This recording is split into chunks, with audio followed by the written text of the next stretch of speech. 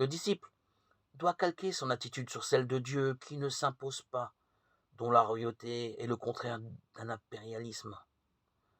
Sa vocation n'est pas nécessairement de prendre en main les rênes de la cité humaine.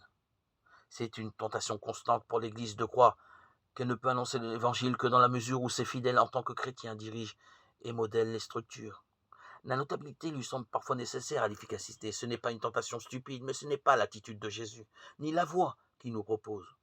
Suivant l'expression de Jésus, le disciple fait partie d'un petit troupeau, qui ne se fait pas remarquer par son influence politique. Certes, les conditions et les structures du monde ont changé depuis Jésus. Il n'est pas question aujourd'hui de mépriser l'action politique, tout au contraire.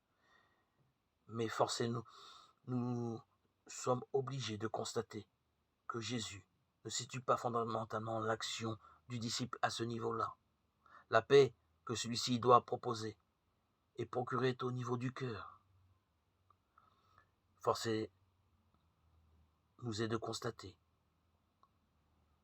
qu'une réconciliation permanente avec Dieu, avec les frères, avec soi-même est nécessaire. Cela n'a rien de spectaculaire ni de très visible.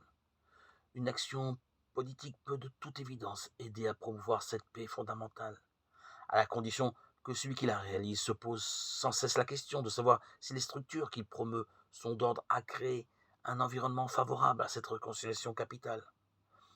À ce stade, la politique, comme toute autre forme d'action, n'est que moyen